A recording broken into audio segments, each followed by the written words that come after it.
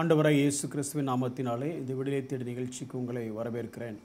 அறிந்து கொள்ளுவோம் ஆண்டவரை, தெரிந்து கொள்ளுவோம் தேவனை என்ற தலைப்பின் கீழே தேவனுடைய சுபாவத்தை குறித்து நாம் கற்றுக்கொண்டிருக்கிறோம். கடந்த சில நாட்களாக தேவன் ஒரு நபர், அதாவது காட் இஸ் அ பர்சன் அப்படிங்கிறதுனால அவருடைய பர்சனாலிட்டி என்ன அப்படிங்கிறத குறித்து நம்ம தியானித்தோம். அதாவது தேவன் அறிந்து கொள்ளக்கூடிய தேவனாக இருக்கிறார், திட்டமிடுகிற தேவனாக இருக்கிறார், ஏன் அவருக்கு மன வருத்தம் கூட உண்டாகிறது அப்படின்னு சொல்லி பார்த்தோம். இந்த மன வருத்தத்தை குறித்து பார்க்கும் பொழுது பிதாவாகிய தேவன் மனிதனுடைய எண்ணத்தின் தோற்றங்களை கண்டு, அதாவது என்னுடைய சிந்தனை எப்படி இருக்கிறது அதனால் அவர் துக்கப்படுத்துகிறதையும், அதே போல் குமாரனாகிய தேவன் நம்முடைய செயல்கள் எப்படி இருக்குங்கிறதுனால அவர் துக்கப்படுகிறதையும், பரிசுத்த ஆவியானவராகிய தேவன் நம்முடைய வாழ்வில் மாற்றம் கிறிஸ்துவின் சாயல் தெரிகிறதா இல்லையா அப்படிங்கிற காரியத்தில் அவர் துக்கப்படுகிறதையும் குறித்து நம்ம தியானித்தோம். இன்றைக்கு நம்ம எதை படிக்க போகிறோன்னா, காட் லவ்ஸ், அதாவது ஒரு மனுஷனால் லவ் பண்ண முடியும், நேசிக்க முடியும். தேவன் நேசிக்கிறவராய் இருக்கிறார். ஏற்கனவே தேவன் அன்பாகவே இருக்கிறார் அப்படிங்கிறத குறித்து பல எபிசோட் நம்ம இதில் பேசினதுனால இது ஒரு டிஃப்ரெண்டான அப்ரோச். என்ன அப்படின்னா, தேவன் நம்ம மேலே எப்படி இந்த அன்பை காட்டுறார் அப்படின்னு சொல்லி ஒரே ஒரு காரியத்தை குறித்து நம்ம தியானிக்க போகிறோம். இதை எதற்காக நம்ம தியானிக்கிறோம் அப்படின்னா, பொதுவாக தேவன் அன்பாக இருக்கிறார் அப்படின்னா என்னை நினைவு கூர்ந்து அவர் சிலுவையில் எனக்கு ரட்சிப்பை கொடுத்தார், அதாவது மீட்பின் காரியம், இன்னும் சொல்லப்போனால் எனக்கென்று வைத்திருக்கக்கூடிய ஆசீர்வாதங்கள், இப்படி பல காரியங்களும் தியானிக்கிறோம். ஆனால் இன்றைக்கி கொஞ்சம் நம்மளை அந்த அன்புக்கு பாத்திரவான்களாக இருக்கிறோமா அப்படின்னு சொல்லி கொஞ்சம் தியானித்து பார்க்கலாமே. இந்த அன்பை குறித்து வெளிப்படுத்தின விசேஷத்தில் ஒரு வசனம் இருக்குது, ஒரு குறிப்பிட்ட சபையை குறித்து. அதை வாசிக்கிறேன் பாருங்களேன். வெளிப்படுத்தின விசேஷம் 3வது அதிகாரம் 19வது வசனம். நான் நேசிக்கிறவர்களையோ, அதாவது நான் லவ் பண்ணுறவைகளையோ அவர்களை கடிந்து கொண்டு சிட்சிக்கிறேன். இதை என்னைக்கா படித்து பார்த்துருக்கீங்களா? அன்பாக இருக்கிறார்னா என்ன பண்ணுவோம், தேவன் இதை தருவார் அதை தருவார் அப்படி செய்வார், நிறைய கேட்டிருப்போம். அன்பாக இருந்தால் பெரம்ப எடுப்பார் அப்படின்னு கவனிச்சிருக்கீங்களா? இந்த வசனம் அதுதான் சொல்லுது. இது யாருக்கு சொல்லிச்சுன்னு கவனிச்சிங்கன்னா, சர்ச்சுக்குங்க. ஆமாம், அது என்ன சர்ச்சுன்னு தான் பார்க்க போகிறோம். அவர் வசனம் முழுக்க அந்த வசனத்தை முழுவதும் வாசிக்கிறேன் பாருங்களேன். நான் நேசிக்கிறவர்களையோ, எனக்கு ரொம்ப பிடிச்சவர்களை, அவர்களை கடிந்து கொண்டு சிட்சிக்கிறேன். ஆகையால் அவர்கள் என்ன பண்ணணும்னா, ஜாக்கிரதையாக இருக்கணும், மனம் திரும்பணும். இப்போ தேவன் உங்கள் மேலே அன்பாக இருக்கிறார், நான் என்ன செய்யணும்? மனம் திரும்புங்க, ஜாக்கிரதையாக இருங்க, ஏன்னா அவர் சிட்சிக்கிற தேவனாக இருக்கிறார். சரி, இதோட பின்னணி எந்த சபைக்கு இதை எழுதினார் அப்படின்னா, லவோதிக்கியா சபைக்கு தான் இதை எழுதுகிறார். சரி, இந்த லவோதிஷியா அப்படிங்கிற இந்த சர்ச்சோடைய பின்னணி என்ன அப்படின்னு சும்மா லேசாக அவங்களுக்கு சொல்கிறேன் பாருங்களேன். இந்த பெயரே, இந்த சர்ச்சோட பெயரே என்ன அர்த்தம் அப்படின்னா, ரூல் ஆஃப் த பீப்புள், அதாவது யாருடைய அதிகாரத்துக்கு கீழே இல்லை, நாங்களே எங்களை ஆளுகை செய்கிறோம் அப்படின்னா. பேசிக்காக இந்த சர்ச்சில் எந்த அத்தாரிட்டியும் இல்லை, எந்த அத்தாரிட்டி கீழே எங்கள் வாழலை. இது ஒரு டெமோக்ராட்டிக் சர்ச். இன்றைக்கி நம்ம ஊரில் எல்லா சபைகளும் ஏறக்குறைய அப்படி தானே இருக்குது. இப்போ நாம் ஒரு சர்ச்சு வச்சுருந்தோன்னா அந்த சர்ச்சுக்கு யார் ராஜா? நம்ம தான் ராஜா. கேட்டால் நம்ம பாஸ்டர்னு சொல்லுவோம், ஆனால் பட் நம்ம தான் ராஜாவாக இருக்கிறோம். அந்த மாதிரி தான் ஒரு சபையாக இருந்திருக்கும்னு இது நினைக்கிறேன். ஏன்னா லவோதிசியா அப்படின்னு அதுக்கு பேருக்கு அர்த்தம் என்னென்னா, ரூல் பை த பீப்புள், அவங்களே ஆளுகிறாங்க அந்த சர்ச்சை. சரி, இந்த சர்ச்சில் அப்போ யாருக்கு அத்தாரிட்டி இருக்குது? எந்த ஸ்பிரிச்சுவல் லீடரும் இதுக்கு மேலே இல்லை. அட்லீஸ்ட் வார்த்தைக்காவது இது மேலே அதிகாரம் இருக்காருன்னா, வார்த்தைக்கு அதிகாரம் இல்லை. ஏன்னா அதிகாரம் ஃபுல்லாக யார்கிட்ட இருக்குன்னா அவங்கக்கிட்டே இருக்குது. இப்படி தான் அந்த சர்ச் இருக்குது. சரி, இந்த சர்ச்சு எப்படிப்பட்ட பின்னணி அப்படின்னு பார்த்தீங்கன்னா, 15வது வசனத்தில் ஆண்டவர் சொல்கிறாரு, உன் கிரியைகளே அறிந்திருக்கிறேன், நீ குளிரும் அல்ல அனலும் அல்ல. அதாவது ஒன்று அந்த கேட்டகரிலையும் சேர்க்க முடியாது, இந்த கேட்டகரிலையும் சேர்க்க முடியாது. ஒன்று நீ குளிராக இருந்திருக்கணும், இல்லை அனலாக இருந்திருக்கணும், டீல் பண்ணுறது ஈஸியாக இருக்கும். இப்படி நீ குளிரும் இன்றி அனலும் இன்றி வெதுவெதுப்பாக இருக்கிறபடினாலே உன்னை என் வாயினின்று வாந்தி பண்ணி போடுவேன் அப்படிங்கிறாரு. கொஞ்சம் இதனோட இன்னொரு பின்னணி இந்த வசனத்துலேருந்தே சொல்கிற மாதிரிலாம். இந்த சர்ச்சு கண்டிப்பாக பணக்கார சர்ச்சாக தான் இருக்கணும். எப்படி சொல்கிறேன்னு கேட்குறீங்களா? இந்த சர்ச்சில் ஒரு வசனம் வருது, சர்ச் உடம்பிடுகிறதுக்கு ஒரு வசனத்தை ஆண்டவர் சொல்கிறாரு. 18வது வசனம். இந்த பட்டணத்தில் 3 காரியங்கள் ரொம்ப ஃபேமஸாம். அதாவது இந்த சபை இருந்த இடத்துல 3 காரியங்கள் ரொம்ப ஃபேமஸ் அப்படின்னு வேத வல்லுநர்கள் சொல்கிறாங்க. என்ன அப்படின்னா, ஒன்று அவர்களுடைய துணிமணிகள், உல் அப்படின்னு சொல்கிறாங்க. இன்னொன்று அவங்களுடைய வெல்த், அவங்களுடைய பணம், அவங்களோட வெல்த். 3வது அவங்களுடைய மெடிசன், அவங்களுடைய மருத்துவம். அதாவது துணி, அவங்களுடைய பணம், அவங்களுடைய மருத்துவம், இந்த 3க்கு தான் அவங்க பேர் பெற்றவங்க. இந்த 3 அன்னைக்கு எந்த ஊரில் இருக்குதோ அவங்க கண்டிப்பாக வசதியானவங்கள தான் இருப்பாங்க. இந்த சர்ச் ஒரு ரிச்சான சர்ச். இந்த மூணையே தேவன் இவங்களை கடிந்து கொள்ளும் பொழுது அந்த 3 வார்த்தைகளே பயன்படுத்துறதை நம்ம பார்க்க முடியும். 18வது வசனத்தை பார்த்தீங்க அப்படின்னா, நீ ஐஸ்வர்யனாகும்படிக்கு நெருப்பிலே புடமிட்ட பொன்னையும், இது வெல்த்தை குறிக்குது. உன் நிர்வாணமாகிய அவலட்சணம் தோன்றாதபடிக்கு நீ உடுத்தி கொள்வதற்கு வெண் வஸ்திரங்களையும், இது உள் ட்ரெஸ்ஸை குறிக்குது. நீ பார்வையடையும்படிக்கு உன் கண்களுக்கு களிக்கம் போடவும், இது மெடிசனை குறிக்குது.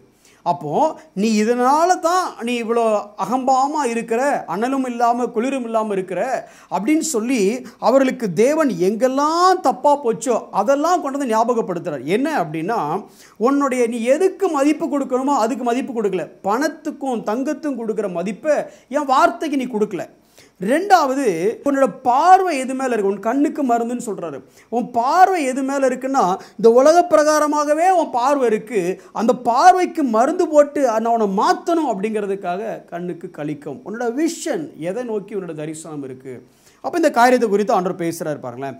இப்போ இந்த சர்ச்சை பற்றி கடைசியாக ஆண்டவர் சொல்கிற முக்கியமான காரியம் என்ன அப்படின்னா, 3வது அதிகாரம் 20வது வசனத்தை சொல்கிறாரு.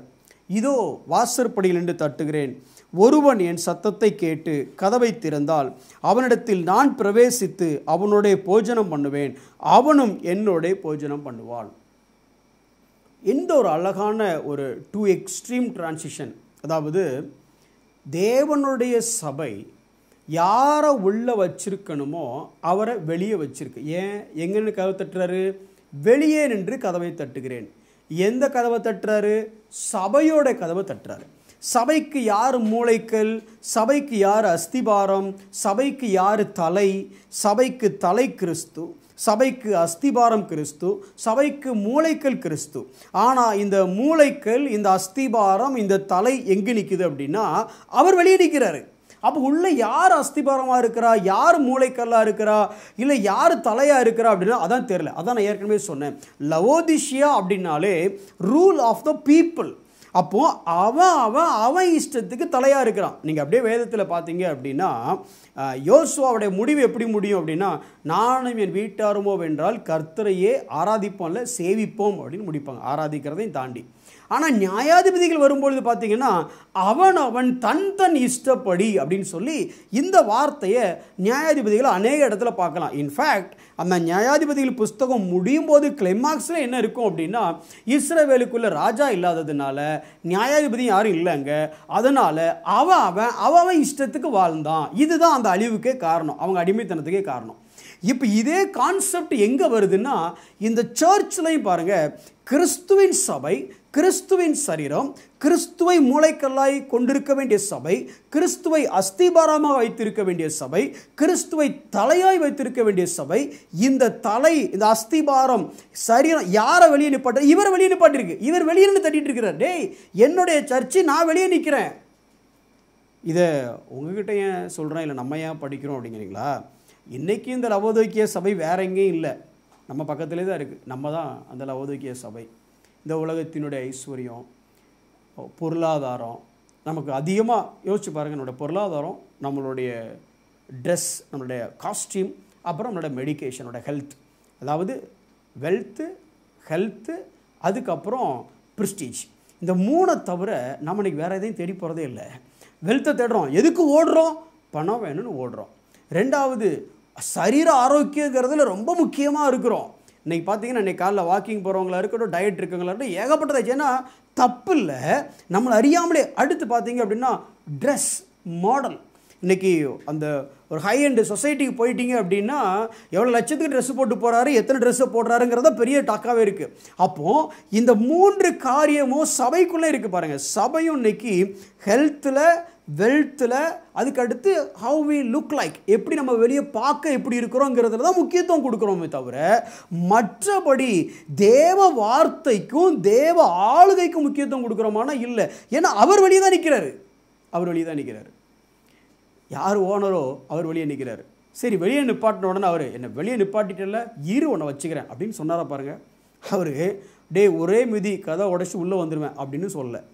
தட்டுறேன்ப்பா, சரி தட்டுனா நீ திறந்தன்னா உன்னை வச்சு வெளுத்து வாங்குவேன் அப்படின்னு சொல்லலை.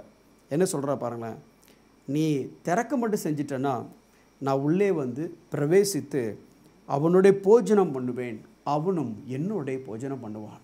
சார் சண்டைக்காரன் வீட்டுக்கு வந்தால் கை நினைக்க மாட்டான் சார். நீங்கள் வெளியில் விட்டீங்கன்னா திறந்தா கூட ஒரு மரியாதைக்கு வந்துட்டு போவோம். ஆனால் என்ன சொல்ல வர்றாரு பாருங்களேன், நீ திறக்க மட்டும் செய், நீ மனம் மட்டும் திரும்பு, உன் மனசை மட்டும் மாற்று. நீ மனம் திரும்பினா நான் வந்து எல்லாவற்றையும் உன் கூட சேர்ந்து போஜனம் பண்ணவே நான் தயாராக இருக்கிறேன் அப்படிங்கிறாரு. நீங்கள் மனம் திரும்ப தயாராக இருக்கிறீங்களா? அப்படி நீங்கள் திரும்பலன்னு வச்சுடுங்களேன், அதுக்கு அடுத்த ஒரு ஸ்டெப்பு சொல்கிறாரு பாருங்களேன். எபிரேயர் 12வது அதிகாரம் 6வது வசனம் என்ன?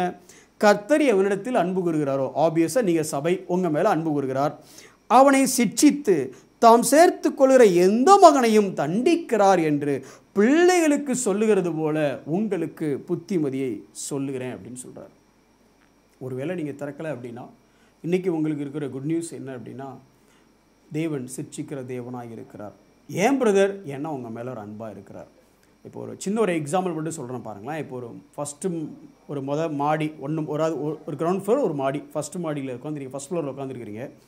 டக்குன்னு பக்கத்தில் ஒரு குழந்தை இருக்குது. அந்த குழந்தைய தூக்கி தூர 2 வயசு பையன் இருக்குது, அந்த பையனை தூக்கி ஜன்னலில் வெளியே வீசிட்டிங்கன்னா, நீ எல்லாம் ஒரு அப்பாவாடா, 2 வயசு பையனை தூக்கி வெளியே வீசுகிற இறக்கம் கட்டவனை அப்படின்னு நீங்கள் சொல்லுவீங்க. ஆனால் அதே இது பில்டிங் பற்றிக்கிட்டு எரியும் பொழுது இந்த 2 வயசு பையனை தூக்கி வெளியில் இருக்க ஃபயர் ஃபைட்டர்கிட்ட தூக்கி வீசுறீங்க, அவர் பிடிச்சிப்பார் கண்டிப்பாக. அப்படி தூக்கி வீசுறீங்கன்னா இப்போ அதே செயலுக்கு நீங்கள் பாராட்டுவீங்க. அப்போ ஏற்கனவே அந்த செயலுக்கு உங்களுக்கு கோபம் வந்துச்சு, இப்போ அதே செயலுக்கு நீங்கள் பாராட்டுறீங்க. இதே தான் தேவன் செய்யக்கூடிய சிட்சிக்கிற காரியம். எனக்கு அருமையான சகோதரனே சகோதரியே, இன்றைக்கி நம்மளும் இந்த பணம், நாமளும் இந்த கௌரவம், அதுக்கப்புறம் நாமளும் இந்த ஹெல்த், வெல்த், ப்ரெஸ்டீஜ், இந்த 3 காரியத்தினால கிறிஸ்துவை மறந்துட்டோம். கிறிஸ்துவ சபைக்கு வெளியே, அதாவது நம்ம சபைக்கு வெளியில் தான் கிறிஸ்துவ நிற்கிறார். இன்றைக்கி மனம் திரும்புவோம். அவருடைய சபையாக நம்ம இருக்கிறதுனால அவர் நம்மை சிட்சிக்கிறார். எதற்காக? நமக்குள் வருவதற்காகவும் நம்மோடு கூட இருந்து போஜனம் பண்ணுவதற்காகவும். மனம் திரும்புவோம், ஜாக்கிரதையாக இருந்து மனம் திரும்புவோம். கண்களை மூடுவோம். அன்புள்ள ஆண்டவரே, இந்த லவோதோக்கியா சபையை போல நாங்கள் the health, the wealth and prestige அல்லது அட்டையர், இது பின்னால் நாங்கள் போய்விடாதபடி எங்களுக்கு நாங்களே தலைவர்களாக இல்லாமல் இந்த சபைக்கு கிறிஸ்துவே தலையாகவும், கிறிஸ்துவே அஸ்திபாரமாகவும், கிறிஸ்துவே மூளைக்கல்லாகவும் இருந்து நாங்கள் செயல்பட எங்களுக்கு உதவி செய்யுங்க ஆண்டவரே. எங்களை சிட்சிக்க வேண்டிய இடத்துல நீங்கள் சிட்சிங்கப்பா. அதுதான் நீர் அன்பு கூறுகிற காரியம் ஆண்டவரே.